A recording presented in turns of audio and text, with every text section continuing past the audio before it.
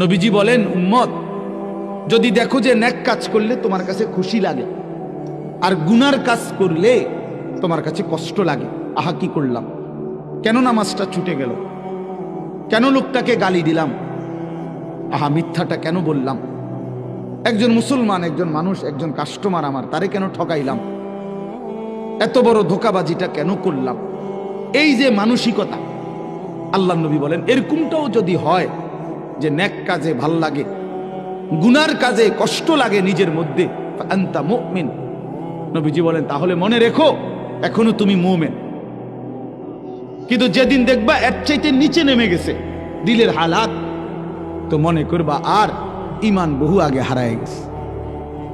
বছরের পর বছর, দিনের পর দিন আল্লাহর নাফরমানি করার পরেও কলিজার মধ্যে কোনো নড়াচড়া নাই, হৃদয়ের মধ্যে কোনো দংশন অনুভূতি, বিবেকের কোনো দংশন নাই, লজ্জিত অনুভূতি নাই, বিব্রত কোনো ভাব নাই।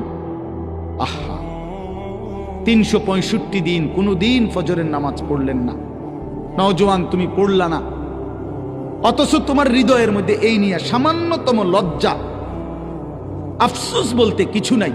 মনে রেখো বন্ধু, মনে রেখো ঈমান অনেক আগে হারায় গেছে,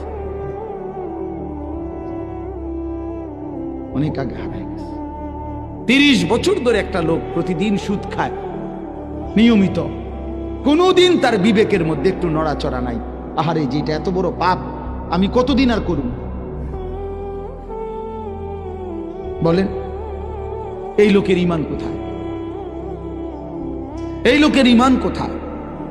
প্রতিদিন গালি দেয়, প্রতিদিন মন্দ বলে, দিনের পর দিন নারী, ছবি, মদ, জুয়া, অশ্লীল ছবি, মোবাইলের অশ্লীল দৃশ্য, এর মধ্যেই তোমার রাত কাটে, এর মধ্যেই দিন কাটে।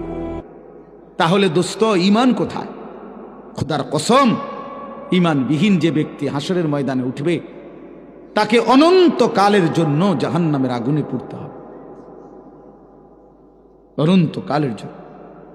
ইন্নাল মুজরিমিনা ফি জাহান্নামা খালিদুন, ফি আযাবি জাহান্নামা খালিদুন। আল্লাহ বলছে নিশ্চয়ই নাফরমান জাহান্নামের আযাবেই থাকবে, খালিদুন, চিরস্থায়ী। লা ইউফাত্তারু আনহুম, আল্লাহ বলেন লক্ষ কোটি বছরও কখনোই নাফরমানকে, জাহান্নামীকে 1 সেকেন্ডের ফাতরাত বিরতি দেওয়া হবে না। ফাতরাত মানে বিরতি। অহুম ফীহি মুবলিসুন, আল্লাহ বলে জাহান্নামী অনন্তকাল বিষণ্ণ মলিন চেহারা নিয়েই জাহান্নামে পড়ে থাকবে, লক্ষ কোটি বছরে কোনোদিন তার মুখে হাসি ফুটবে না, কোনোদিন না। ওমা যালামনাহুম ওয়ালাকিন কানু হুমুজ